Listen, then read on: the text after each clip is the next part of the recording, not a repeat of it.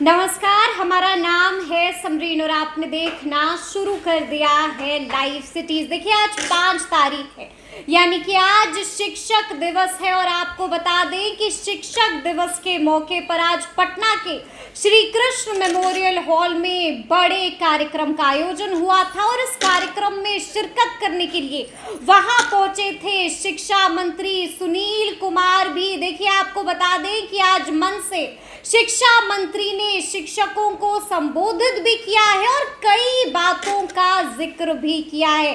देखिए उन्होंने एक पुराना किस्सा भी मन से खड़े होकर सुनाया है। वो किस्सा क्या है जो आज भी शिक्षा मंत्री को याद है? वो किस्सा क्या है, क्या कुछ कहा है आज मन से शिक्षा मंत्री सुनील कुमार ने? सबसे पहले आप उन छात्र विभिन्न विद्यालयों से यहाँ आए हुए हैं। शिक्षा विभाग के अन्य पदाधिकारीगण, कर्मीगण, प्रिंट एवं इलेक्ट्रॉनिक मीडिया के प्रतिनिधिगण, आप सभी को हमारा नमस्कार। और सबसे पहले हम अपना श्रद्धा सुमन अर्पित करते हैं भारत रत्न डॉक्टर और पूर्व राष्ट्रपति सर्वपल्ली राधाकृष्णन जी के चरणों में। आज उनका जन्मदिन भी है, तो कुल मिलाकर के वहाँ भी प्रोफेसर्स की नियुक्तियाँ हो रही हैं। तो कुल मिलाकर के सरकार का पूरा समर्थन है शिक्षा विभाग को, लेकिन हमारा विभाग का दायित्व बनता है और हमारे सभी शिक्षकों का दायित्व बनता है कि वो किस तरीके से अपनी ऊर्जा को सकारात्मक रूप से इसमें लगाएं। और हम उम्मीद करते हैं कि जैसा कि ये सब बता रहे हैं कि हम लोग आने वाले दिनों में उदार जो स्थानांतरण नीति है बना रहे हैं, और साथ ही साथ विशेष करके जो दिव्यांग हैं या रोगों से ग्रसित हैं या जो महिलाएं खास करके या पुरुष विशेष समस्याएं हैं, उन सभी का हम निश्चित रूप से स्थानांतरण की जो नीति है उसमें विशेष जगह देंगे। लेकिन हम उम्मीद करते हैं कि सभी शिक्षक ससमय अपने क्लासेस में आए और एक अच्छे वातावरण में शिक्षा प्रदान करें, एक अच्छा नागरिक बनाने का प्रयास करें। और आज के दिन में एक बात और कहना चाहूँगा कि जिस तरह से सोशल मीडिया का बोलबाला है, टेक्नोलॉजी का इस्तेमाल करना ज़रूरी है निश्चित रूप से हर क्षेत्र में, शिक्षा के भी क्षेत्र में। लेकिन जिस तरह से सोशल मीडिया का बोलबाला है, जितने भी स्टडीज़ हैं वो कहते हैं कि हर जो मोबाइल फ़ोन, स्मार्टफोन्स हैं, उस पर ज़रूरत से ज़्यादा छात्र छात्राएं समय दे रहे हैं। तो शिक्षकों का भी कर्तव्य बनता है कि वो छात्र छात्राओं को शिक्षा के नज़दीक आए। वो एक बहुत बड़े सेतु हैं, क्योंकि उन्हें ही शिक्षकों को अपने तरीके से शिक्षा के प्रति अलख जगानी है। और एक बार जब अलख जग जाएगी छात्र छात्राओं में, तो वह खुद ब खुद अपने राह पर चल पड़ेगा। हमें पूरी उम्मीद है कि माननीय मुख्यमंत्री नीतीश कुमार जी के नेतृत्व में हमारी सरकार पहले की तरह पूरा सहयोग करेगी शिक्षा विभाग को। और हम अपेक्षा करते हैं कि जितने स्टेक होल्डर्स हैं, चाहे वो हमारे अभिभावक हों, छात्र छात्राएं हों, शिक्षक हों, प्रधानाध्यापक हों, समाज सेवी हों, मीडिया के प्रतिनिधिगण हों, हम लोग सब मिल करके सुनिश्चित करें कि आने वाले समय में जो हमारा गौरवशाली इतिहास रहा है, जहाँ नालंदा विश्वविद्यालय जैसी यूनिवर्सिटीज़ रही हैं, विक्रमशिला यहाँ पर जैसी यूनिवर्सिटीज़ रही हैं, हम उस गौरवशाली इतिहास को पुनः उस स्तर तक पहुँचने की कोशिश करेंगे। और निश्चित रूप से 50 और 60 के दशक में शिक्षा का स्तर बहुत ही बेहतरीन था बिहार में, और हम उम्मीद करते हैं कि हम लोग सभी एक दूसरे के पूरक हैं, एक दूसरे का हाथ बटा करके हम शिक्षा की गुणवत्ता को और ऊंचा करेंगे, ताकि न सिर्फ छात्र छात्राओं का लेकिन अपने देश का, अपने सूबे का भविष्य उज्जवल हो। हम पुनः शिक्षा विभाग के एजुकेशन टीम को धन्यवाद देते हैं, इतनी बेहतरीन जो आपने तरीके से आज का आयोजन किया, और जो भी आज पुरस्कृत हुए हैं शिक्षकगण, उन्हें हम बधाई देते हैं। निश्चित रूप से आज जाकर के आप सेलिब्रेट करें, और आपने हमें अपनी बातों को यहाँ रखने का मौका दिया। हम तहे दिल से आप सभी का शुक्रिया करते हैं। आपका बहुत बहुत शुक्रिया। जय हिंद।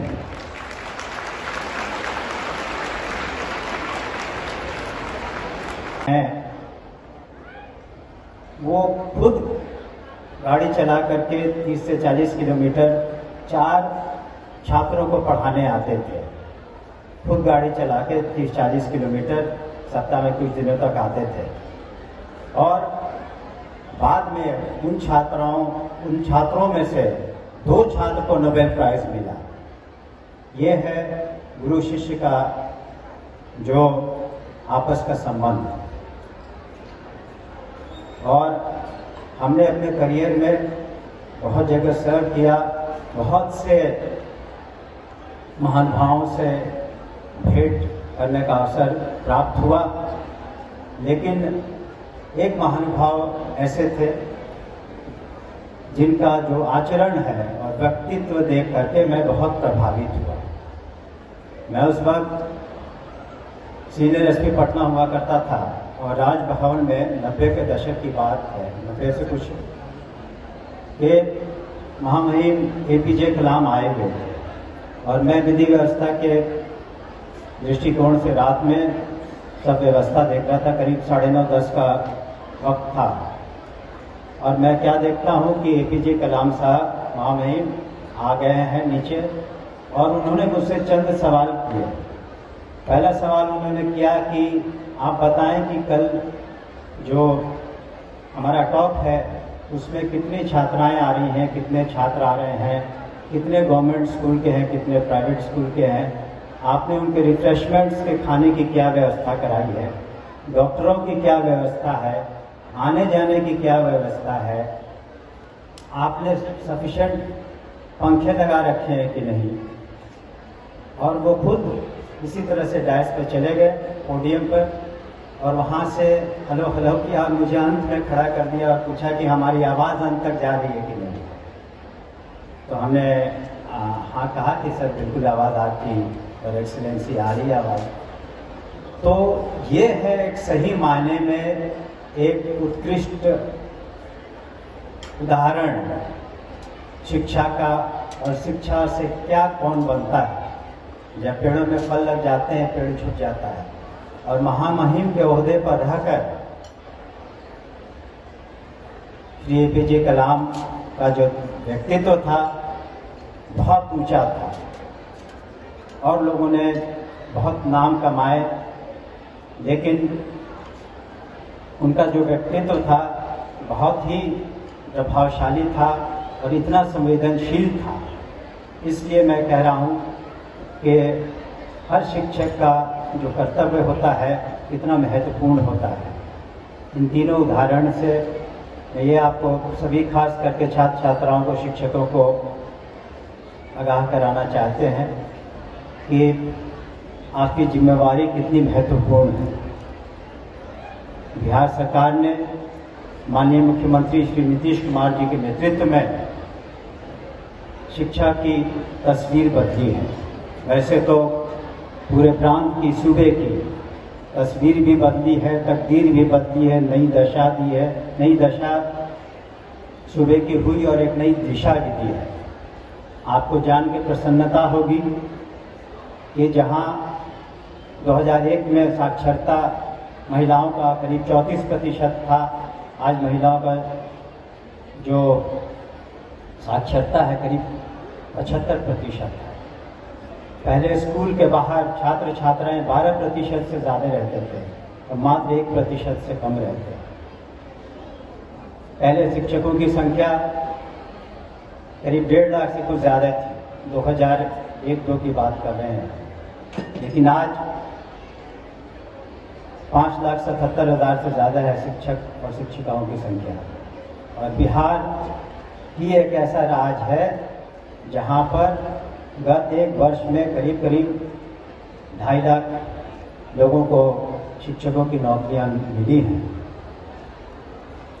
जहां बजट हमारा 2,72,000 करोड़ का है, उसका 20% 52,000 करोड़ से ज़्यादा सिर्फ शिक्षा विभाग को आवंटित है, उससे भी कहीं ज़्यादा है।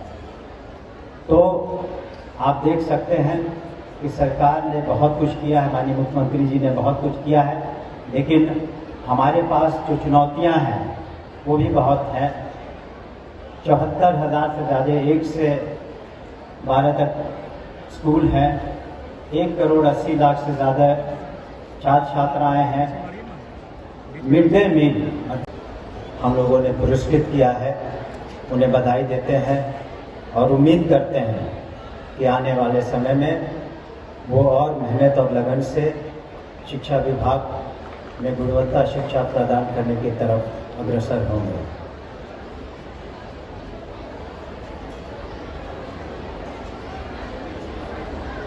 शिक्षा विभाग और शिक्षक, छात्र छात्राएं, समाज एक गहरा संबंध है, लेकिन हमें याद रखना चाहिए कि हमारे पहले शिक्षक हमारे माता पिता होते हैं, जो हमें जीने का सलीका सिखाते हैं। वो हमारे माता पिता ही हैं जो हमें उंगली पकड़कर, हाथ पकड़कर पहले दिन से हमें जीवन के पथ पर कैसे चलना है बताते हैं। फिर जब क्लासरूम में, कक्षाओं में जब छात्र छात्राएं जाते हैं तो शिक्षक का काम शुरू होता है। और शिक्षक का काम सिर्फ ज्ञान देना नहीं है, उन्हें मूल्य आधारित शिक्षा भी देनी है। समाज को में जितनी चुनौतियां आगे चल करके हैं, उन्हें कैसे उनका सामना करना है, ज्ञान तो देना ही है। लेकिन मैं समझता हूँ कि सबसे बड़ा जो उनका कर्तव्य है कि हर छात्र छात्राओं को एक अच्छा इंसान कैसे बनाए।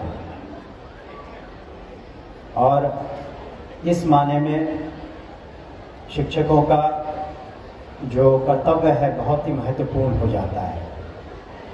इस संबंध में छोटी छोटी 2-3 वाक्यों का हम जिक्र करना चाहेंगे। शिक्षा का क्या महत्व है। एक जापान जैसे छोटे देश में एक टापू आइलैंड जिसे कहते हैं, वहाँ कुछ छात्र पढ़ते थे यूनिवर्सिटी में, और वहाँ से एक ट्रेन चलती थी यूनिवर्सिटी के लिए। लेकिन जब सभी छात्र छात्राएं पढ़ चुके थे, एक छात्रा रह गई जिसने ग्रेजुएशन नहीं किया था। तो उस छात्रा ने उस ट्रेन की कंपनी को एक पत्र लिखा कि वो अशिक्षित रह जाएगी, ग्रेजुएशन पूरा नहीं कर पाएगी। और करीब करीब 2 साल तक उस ट्रेन कंपनी ने, लोकोमोटिव कंपनी ने, उसके लिए एक छात्रा के लिए उस ट्रेन को चलाया। ये है शिक्षा का महत्व। दूसरा वाक्य हम बताना चाहेंगे कि गुरु शिष्य की जो परंपरा है कितनी महत्वपूर्ण होती है। और शास्त्रों में भी कहा गया है, सबसे धनी कौन है। तो सुना आपने कि शिक्षा मंत्री सुनील कुमार ने आज मंच से खड़े होकर शिक्षकों को क्या कुछ कहा है। देखिए, कई बातों का जिक्र भी हुआ है, एक पुराना किस्सा भी सुनाया है, और मंच से ही किसकी तारीफें कर रहे थे शिक्षा मंत्री वो भी आपने देखा है। तो फिर ये पूरी वीडियो, ये पूरी जानकारी आपको कैसी लगी है, कमेंट करके हमें ज़रूर बताइएगा। तो ऐसे तमाम अपडेट्स के लिए ऐसे ही हमारे साथ बने रहिएगा और देखते रहिएगा लाइव सिटीज़। बहुत शुक्रिया।